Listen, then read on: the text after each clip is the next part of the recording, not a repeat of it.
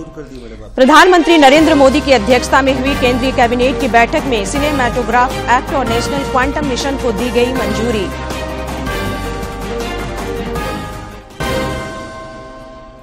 मुख्यमंत्री हेमंत सोरेन ने अग्निकांडों से बचाव के लिए आम लोगों को जागरूक करने पर दिया बल। अग्निशमन विभाग के कामकाज की जानकारी ली। सीसीएल सीएमडी मुख्यमंत्री से मिले। नियोजन नीति के मुद्दे पर छात्र संगठनों के राज्यव्यापी बंद का दिखा मिलाजुला असर। कई जगह बंद समर्थकों ने किया सड़क जाम। नहीं चली लंबी दूरी की गाड़ियां। और पलामू पुलिस के समक्ष भाकपा माओवादी के 2 सब जोनल कमांडरों ने किया आत्मसमर्पण। पुलिस को दी कई अहम जानकारियां। इनपुट पर इलाके में सर्च अभियान जारी।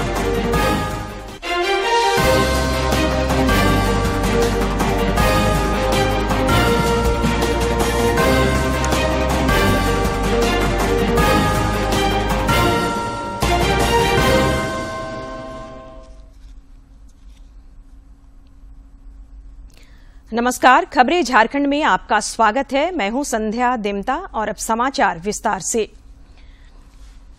प्रधानमंत्री नरेंद्र मोदी की अध्यक्षता में आज केंद्रीय कैबिनेट की महत्वपूर्ण बैठक हुई, जिसमें अहम निर्णय लिए गए। केंद्रीय मंत्रिमंडल ने सिनेमैटोग्राफ एक्ट को भी मंजूरी दी।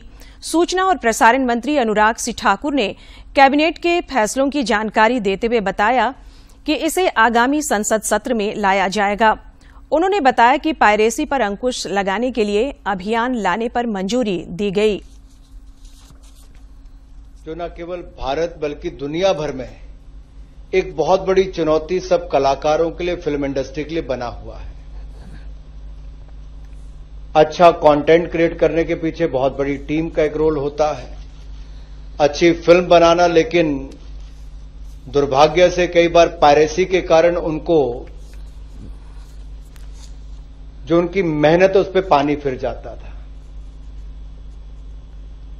और बहुत लंबे समय से मांग थी कि पायरेसी के ऊपर कुछ किया जाए और बाकी भी जो सर्टिफिकेशन है उसको एज बेस से लेकर बाकी ऐसे सुझाव समय समय पर आ रहे थे।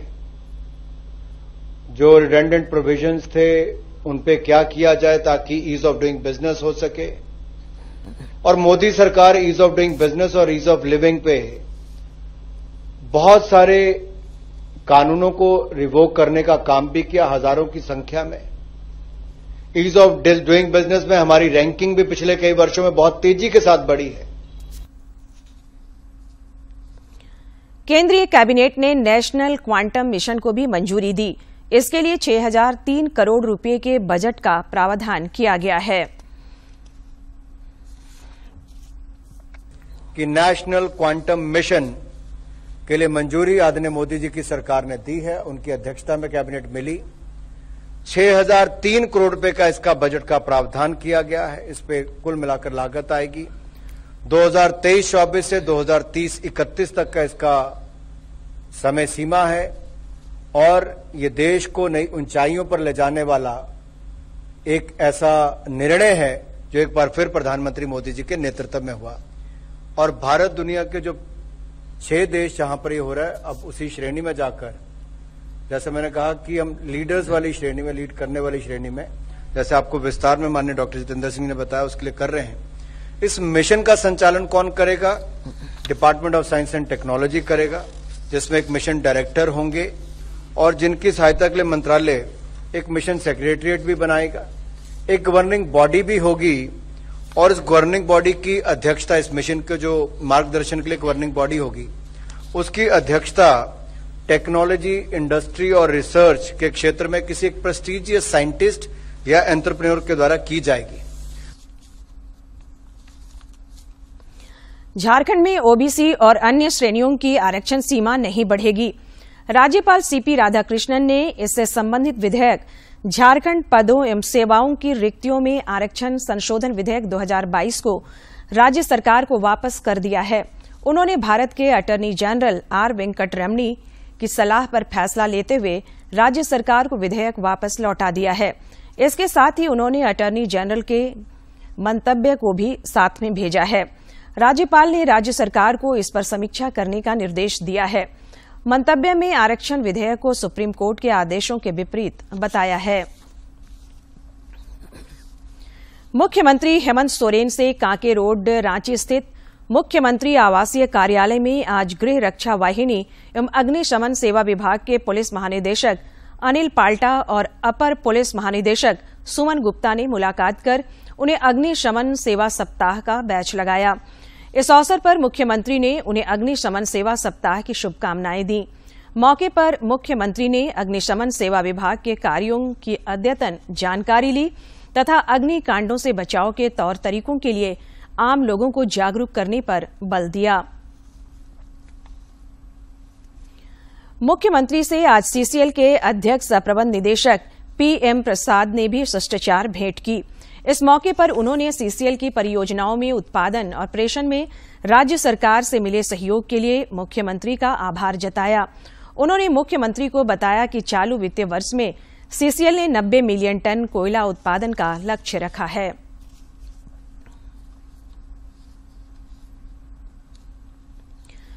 भाजपा के एक प्रतिनिधि मंडल ने आज राज्यपाल सीपी राधाकृष्णन से राजभवन में मुलाकात की। इस दौरान भाजपा नेताओं ने राज्यपाल को ज्ञापन सौंपकर जमशेदपुर के शास्त्री नगर के उपद्रव की न्यायिक या सीबीआई जांच कराने का आग्रह किया। साथ ही गिरफ्तार नेताओं की रिहाई की मांग की। प्रवर्तन निदेशालय ईडी ने आज टेंडर कमीशन घोटाले में गिरफ्तार ग्रामीण कार्य विभाग के निलंबित चीफ इंजीनियर वीरेंद्र राम की संपत्ति जब्ती कार्रवाई की। ईडी ने वीरेंद्र राम की अस्थायी रूप से 39 करोड़ 28 लाख की चल और अचल संपत्तियों को कुर्क किया है। यह संपत्ति वीरेंद्र कुमार राम और उनके परिवार के सदस्यों के हैं। जिन संपत्तियों को ईडी ने जब्त किया है उनमें फार्म हाउस, फ्लैट, डुप्लेक्स, बंगला, दिल्ली, जमशेदपुर और रांची में जमीन और करीब 36 लाख रुपये के सामूहिक बैलेंस वाले 3 बैंक खाते शामिल हैं। झारखंड उच्च न्यायालय में आज सूचना आयुक्तों समेत विभिन्न संवैधानिक संस्थाओं में अध्यक्ष और सदस्यों के रिक्त पद मामले को लेकर सुनवाई हुई। मामले की अगली सुनवाई 3 मई को निर्धारित की गई है। झारखंड राज्य में सूचना आयुक्त समेत अन्य निगम एवं बोर्डों के अध्यक्षों की नियुक्ति नहीं किए जाने को लेकर दायर जनहित याचिका पर आज झारखंड उच्च न्यायालय में माननीय मुख्य न्यायमूर्ति एवं न्यायमूर्ति आनंद सेन की खंडपीठ में सुनवाई हुई। माननीय खंडपीठ के समक्ष राज्य सरकार के द्वारा यह बताया गया कि नेता प्रतिपक्ष का पद रिक्त रहने के कारण नियुक्ति नहीं हो पा रही है। नई नियोजन नीति के खिलाफ छात्र संगठनों के झारखंड बंद का आज मिला-जुला असर देखा गया। शहरी क्षेत्रों में बंद का कुछ खास असर नहीं दिखा, जबकि ग्रामीण इलाकों में इससे सामान्य जनजीवन पर कुछ असर पड़ा। बंद के समर्थन में प्रदर्शनकारी आज विभिन्न जगहों पर सड़क पर उतरे और नई नियोजन नीति के मुद्दे पर प्रदर्शन किया। बंद के मद्देनजर लंबी दूरी के वाहनों का परिचालन नहीं हो पाया, जिससे यात्रियों को आवागमन में परेशानी हुई।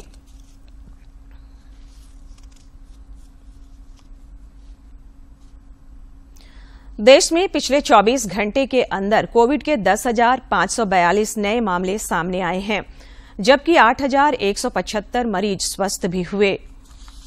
के बाद देश में रिकवरी रेट 98.67% हो गया है। वहीं साप्ताहिक पॉजिटिविटी रेट वर्तमान में 5.14% दर्ज किया गया। इसके साथ ही दैनिक पॉजिटिविटी रेट 4.39% दर्ज किया गया। कोरोना के सक्रिय मामलों की संख्या 63,562 है। इधर राज्य के कुछ जिलों में भी कोरोना संक्रमण के मामले में कुछ इजाफा देखा जा रहा है, जिसे लेकर स्वास्थ्य महकमा सतर्क है। पिछले दिनों कोरोना से निपटने की तैयारियों को लेकर भी राज्य भर में मॉक ड्रिल का आयोजन हुआ था। इधर कोरोना संक्रमण के प्रसार को थामने के लिए टीकाकरण अभियान भी जारी है। रूप में शुरू किए गए टीकाकरण अभियान के तहत देश में अब तक 220.66 करोड़ से अधिक टीकों की खुराक दी जा चुकी है। पिछले 24 घंटों में 487 से अधिक कोविड टीके लगाए गए। मीजल्स और रूबेला के खिलाफ राज्य भर में टीकाकरण अभियान लगातार चल रहा है। धनबाद के सिविल सर्जन डॉक्टर आलोक विश्वकर्मा ने बताया कि अब तक जिले में कुल 1,01,444 बच्चों को मीजल्स रूबेला का टीका दिया जा चुका है। उन्होंने बताया कि आज 30,627 बच्चों को टीका देने का लक्ष्य निर्धारित किया था, जिसके विरुद्ध 25,428 बच्चों को टीका लगाया गया। भारतीय चिकित्सा अनुसंधान परिषद IMCR ने महिलाओं में सर्वाइकल कैंसर का शीघ्र पता लगाने और उपचार के लिए एक कृत्रिम बुद्धिमत्ता आधारित उपकरण स्मार्ट स्कोप बनाया है, जिसको G20 हेल्थ वर्किंग ग्रुप की दूसरी बैठक में प्रदर्शित किया गया। ये हमारा इंस्टीट्यूट नोएडा में है कैंसर का NICPR, उसमें इसका फिजिबिलिटी ट्रायल किया वैलिडेट करने के लिए, और ये देखा गया है कि क्या ये लो रिसोर्स सेटिंग के अंदर काम कर सकता है या नहीं कर सकता है। तो अगर अब ये दिखाया गया है कि ये बहुत जल्दी हमारा जो है आप कैंसर स्क्रीनिंग जो है मास स्क्रीनिंग कर सकते हो लॉ कॉस्ट सेटिंग के अंदर, अफोर्डेबल ट्रीटमेंट, अफोर्डेबल डायग्नोस्टिक करोगे, जिससे कि जल्दी ट्रीटमेंट देके हम ज्यादा से ज्यादा लाइफ को सेव करते हुए हम इसको इस समस्या से निदान पा सकते हैं।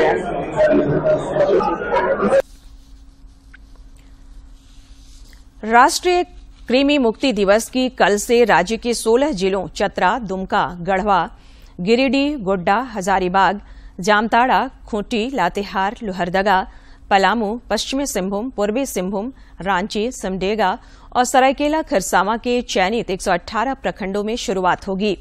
इसके अंतर्गत 1 वर्ष से 19 वर्ष तक के सभी बच्चों एवं किशोर किशोरियों को कृमि नियंत्रण की दवा उनके स्कूलों एवं आंगनबाड़ी केंद्रों में निःशुल्क दी जाएगी। राज्य भर में 98,17,594 बच्चों को अल्बेंडाजोल की दवा खिलाने का लक्ष्य है। ICMR ने बैटरी से चलने वाली एक ऐसी एक्सरे मशीन को मान्यता दी है जो तुरंत रिपोर्ट प्रदान कर टीबी बीमारी की पहचान करने में सहायता करती है। यह मशीन देश के दूर दराज क्षेत्रों में टीबी की तुरंत पहचान कर इसके उन्मूलन में महत्वपूर्ण भूमिका निभाएगी। एक्सरे पोर्टेबल मशीन है, तो इसके द्वारा हम ये बैटरी ऑपरेटेड मशीन है, इसके द्वारा हम जो है एक अच्छी क्वालिटी की पिक्चर्स, एक्सरे पिक्चर्स ली जा सकती है, जो कि काफी यूजफुल होंगी, क्योंकि ये बैटरी ऑपरेटेड तो हम रिमोट एरियाज में, बहुत दूर के एरियाज में जहां पर लोग नहीं पहुंच पाते वहां पर हम पहुंच सकते हैं। क्योंकि जो दूसरी मशीन है, जो डिजिटल एक्सरे मशीन है, वो काफी बड़ी मशीन होती है जो रिमोट एरियाज तक नहीं जा सकती। दूसरा सर इसका फायदा ये है कि ये जो है बहुत कम रेडिएशन देती है, एक बार में 1000 पिक्चर्स दे सकती है, और इसको हम कनेक्ट करते हैं सीधे डायरेक्टली। आप एक प्लेट होती है, प्लेट से कनेक्ट करते हैं और प्लेट्स के द्वारा सीधे हम लैपटॉप पे इसको पूरी तरीके से देख सकते हैं, पूरी पिक्चर्स को। और रांची के उपायुक्त राहुल कुमार सिन्हा की अध्यक्षता में आज जिला पर्यटन संवर्धन परिषद की बैठक आयोजित की गई। बैठक में राज्यसभा सांसद महुआ मांझी, महापौर आशा लकड़ा, पूर्व विधायक बंधु तिर्की और अन्य वरिष्ठ अधिकारियों ने हिस्सा लिया। इस दौरान रांची जिला अंतर्गत विभिन्न पर्यटन स्थलों के सौंदर्यीकरण को लेकर विचार विमर्श किया गया। NTPC कोल माइनिंग द्वारा प्रायोजित कौशल विकास प्रशिक्षण कार्यक्रम के प्रशिक्षणार्थियों को आज नियोजन पत्र वितरित किया गया। रांची के सिपेट में 80 युवाओं को निःशुल्क कौशल विकास का प्रशिक्षण दिया गया। झारखंड, ओडिशा और छत्तीसगढ़ के इन युवाओं ने 6 महीने का प्रशिक्षण सिपेट में हासिल किया। इनमें से ज्यादातर बच्चे NTPC के खनन क्षेत्रों में विस्थापित परिवारों से संबंध रखते हैं। आज इन्हें डिग्री और नियोजन पत्र सौंपते हुए NTPC के regional executive director Partha Majumdar ने कहा कि इन युवाओं के कैरियर की आज एक नई शुरुआत हो रही है। जहाँ पे NTPC का सवाल है, NTPC के लिए CSR तो हम आप लोगों का पार्टनर मानते हैं, क्यों आप हमारे माइनिंग प्रोजेक्ट के है, तो आप लोग का साथ पार्टनरशिप शुरू से चालू हुआ जब से हमारा माइनिंग होता है। अब देखे होंगे हम लोग का CD एक्टिविटी जो होता है, कम्युनिटी डेवलपमेंट अरेंडा पॉलिसी के तहत ये हमारा शुरू से होता है। जब से माइंड मिला है, सबसे पहले अरेंडा डिपार्टमेंट हमारा स्टार्ट हो जाता है। इस दौरान केंद्रीय पेट्रो रसायन अभियांत्रिकी एवं प्रौद्योगिकी संस्थान सिपेट के इंचार्ज प्रवीण वाचो ने कहा कि कौशल विकास के जरिए इन युवाओं और उनके परिवारों को बड़ा संबल मिला है। उनका ट्रेनिंग, उनका रहने का, उनका खाने का सभी व्यवस्था यहाँ पे सिपेट ने किया। यूनिफॉर्म, शूज, वो सभी कुछ सीपेट ने किया है, क्योंकि हमको एनटीपीसी कोल माइनिंग ने स्पॉन्सरशिप दिया है। और सर हम ये भी कहना चाहेंगे कि हमने 1 रुपया भी बच्चों से लिया नहीं है। पूरा जो खर्चा है बच्चों का सभी कुछ जो है वो सभी सीपेट को एनटीपीसी कोल माइनिंग हेडक्वार्टर से ही मिला है। कार्यक्रम के दौरान एनटीपीसी के GMHR KS मूर्ति ने कहा कि संस्थान खनन क्षेत्रों में सामुदायिक विकास के लिए काम कर रहा है। ये 6 महीने का जो प्रशिक्षण कार्यक्रम है ये बहुत ही यूनिक कार्यक्रम है, बहुत लंबा भी नहीं है, छोटा भी नहीं है।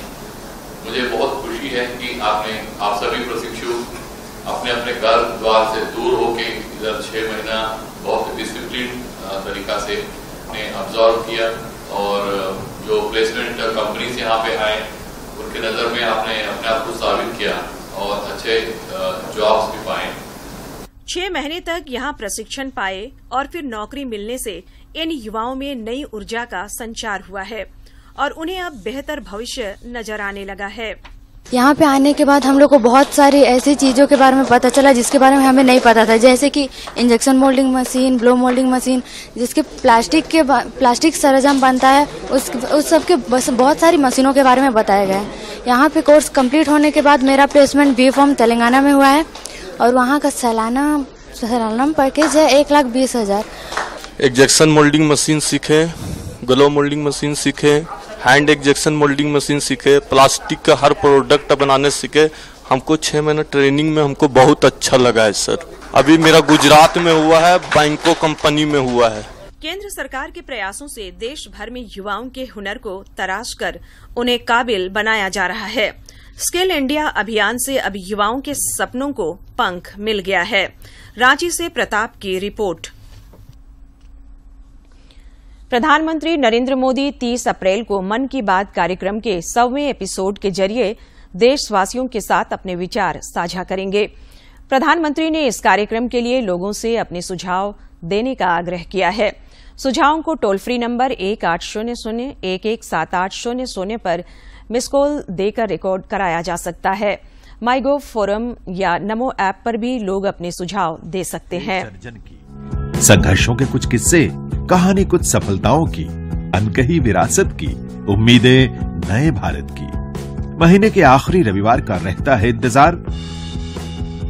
ब्रह्मपुत्र के घाट से हिमालय के विस्तार तक होती है मन की बात प्रधानमंत्री के साथ। तो सुनिए इस महीने 30 अप्रैल सुबह 11 बजे प्रधानमंत्री जी के मन की बात का 100वां एपिसोड आकाशवाणी और दूरदर्शन के सभी चैनलों पर। आप भी माननीय प्रधानमंत्री के मन की बात के 100वें एपिसोड का हिस्सा बन सकते हैं। इसके लिए आप अपने सुझाव post box number 111 Akashvani Delhi को भेज सकते हैं। इसके अलावा नमो ऐप या माईगोव के ओपन फोरम में पोस्ट कर सकते हैं। तो याद रखें, मन की बात का 100वां एपिसोड रविवार 30 अप्रैल सुबह 11 बजे। और अब कुछ खबर राज्य के विभिन्न जिलों से।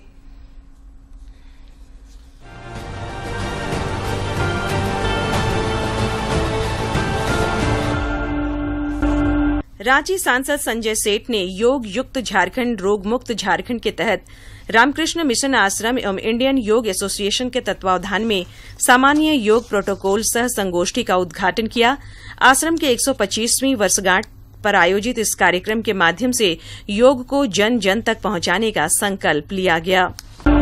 पद्मश्री छुटनी महतो को अस्वस्थ होने पर उन्हें इलाज के लिए जमशेदपुर के TMH में भर्ती कराया गया है। सरायकेला के उपायुक्त ने इस बात की जानकारी साझा करते हुए बताया कि तत्काल विशेष चिकित्सक की देखरेख में उन्हें आवश्यकता अनुसार चिकित्सीय सहायता प्रदान की जा रही है। सिमडेगा में उपायुक्त के अध्यक्षता में PCPNDT की जिला सलाहकार समिति की समीक्षा बैठक हुई। इस दौरान उपायुक्त ने जिले में संचालित सभी अल्ट्रासाउंड क्लिनिक के बारे में जानकारी ली तथा हर 3 माह के अंदर अल्ट्रासाउंड सेंटर का निरीक्षण करने और जिले में संचालित अवैध अल्ट्रासाउंड क्लिनिक पर आवश्यक कार्रवाई करने का निर्देश दिया। सांसद PN सिंह ने धनबाद विधानसभा क्षेत्र के कोला कुसमा एवं सिंदरी विधानसभा क्षेत्र के धोकरा में जिला खनिज फाउंडेशन योजना मद से राजकीय मध्य विद्यालयों के भवन निर्माण एवं जीर्णोद्धार कार्य का उद्घाटन किया। पलामू सांसद विष्णु दयाल राम ने नई दिल्ली में केंद्रीय रक्षा मंत्री राजनाथ सिंह से शिष्टाचार मुलाकात की। इस अवसर पर पलामू सांसद ने उन्हें प्रगति के पथ पर पलामू संसदीय क्षेत्र पुस्तिका प्रदान किया। रांची सांसद संजय सेठ ने आज अपने आवास पर कार्यकर्ताओं, नागरिकों से मुलाकात और संवाद किया। इस दौरान श्री सेठ ने सामूहिक प्रयास से रांची में बेहतर नागरिक सुविधाओं पर बल दिया। खूंटी सांसद सह केंद्रीय मंत्री अर्जुन मुंडा ने वर्ल्ड लीवर डे पर अपने संदेश में लोगों से अपने लीवर यानी यकृत की सुरक्षा और उसे स्वस्थ रखने के लिए एक स्वस्थ जीवन शैली का पालन करने का संकल्प लेने की अपील की। रांची सांसद संजय सेठ के सांसद निधि से अरगोड़ा पुंदाग रोड में भारत माता कल्याण मंडप में निर्मित किचन शेड का आज उद्घाटन हुआ। इस मौके पर श्री सेठ के अलावा हटिया विधायक नवीन जायसवाल समेत कई गणमान्य और आम लोग मौजूद थे। पूर्वी सिंहभूम के वरीय पुलिस अधीक्षक के द्वारा जमशेदपुर कोर्ट परिसर में विशेष अनुसंधान एवं अभियोजन इकाई के सभी पुलिस पदाधिकारियों के साथ बैठक कर आवश्यक दिशा निर्देश दिया गया।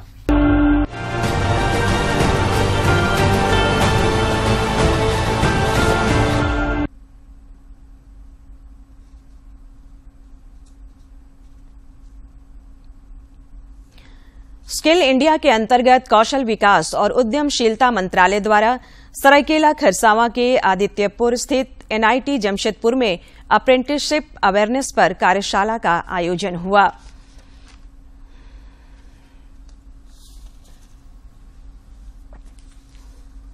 Jamshedpur national institute of technology में नेशनल अप्रेंटिसशिप अवेयरनेस पर एक दिवसीय कार्यशाला का आयोजन किया गया, जिसमें छात्रों को स्किल डेवलपमेंट के साथ एंटरप्रेन्योरशिप की भी जानकारियां प्रदान की गई।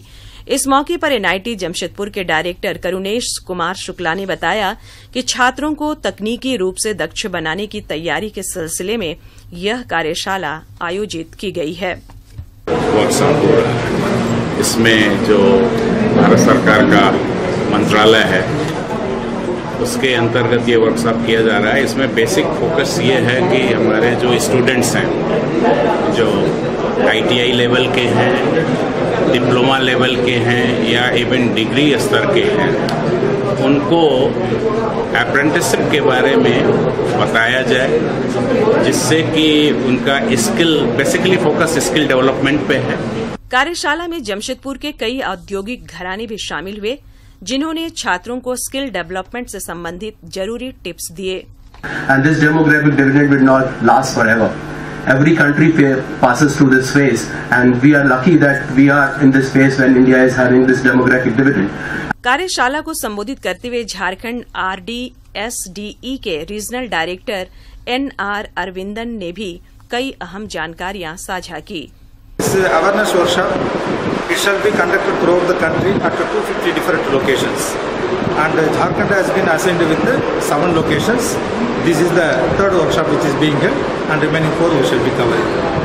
उम्मीद की जानी चाहिए कि इस कार्यशाला से स्किल डेवलपमेंट के साथ एंटरप्रेन्योरशिप को नया आयाम मिलेगा, जो न्यू इंडिया को नए मुकाम तक ले जा सकेगा। सरायकेला खरसावां से अनूप मिश्रा की रिपोर्ट। पलामू में सुरक्षा बलों के समक्ष आज प्रतिबंधित नक्सली संगठन भाकपा माओवादी के 2 सब जोनल कमांडरों ने आत्मसमर्पण कर दिया। नई दिशा के तहत इनको चेक प्रदान किया गया। इन माओवादियों ने पुलिस को कई अहम सुराग दिए हैं, जिसके आलोक में संभावित ठिकानों पर पुलिस अभियान चलाया जा रहा है।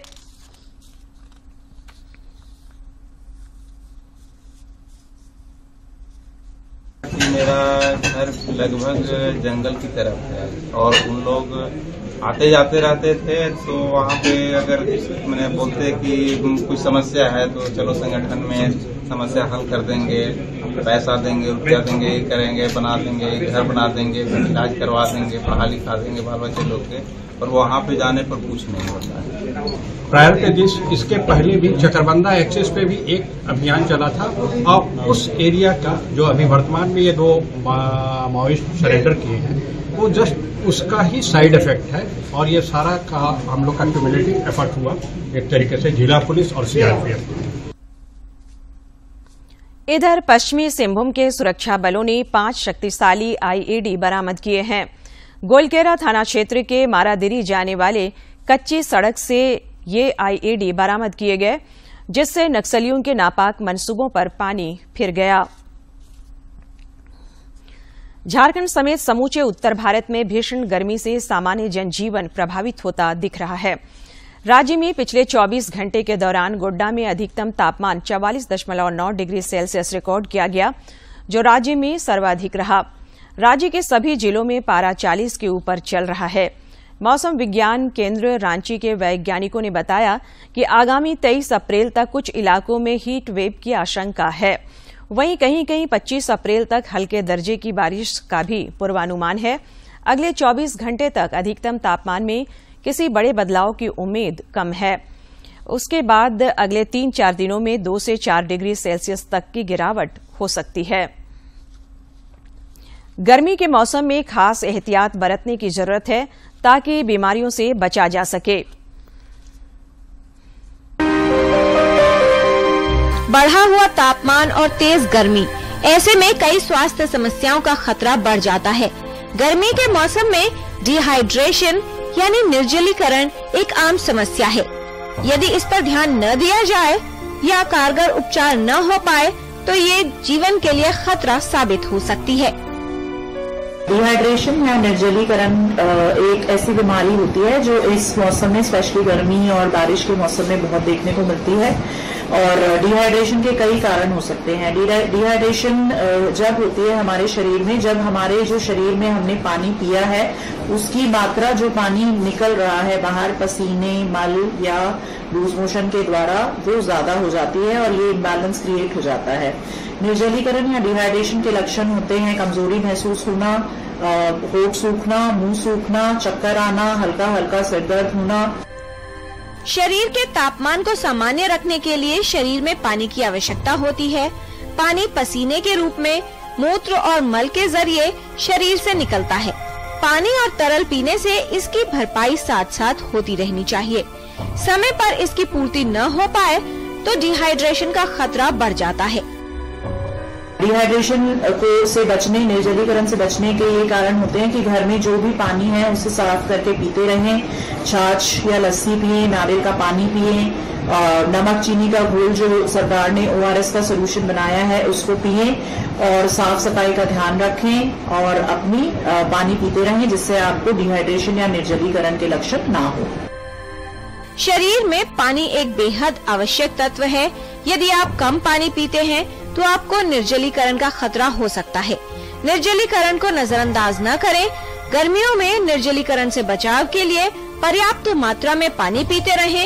यदि निर्जलीकरण की समस्या लग रही हो तो नमक चीनी का घोल या फिर ORS का घोल अवश्य पिएं। किरण भारद्वाज, DD न्यूज। और अब अंत में मुख्य समाचार एक बार फिर। प्रधानमंत्री नरेंद्र मोदी की अध्यक्षता में केंद्रीय कैबिनेट की बैठक में सिनेमैटोग्राफ एक्ट और नेशनल क्वांटम मिशन को दी गई मंजूरी।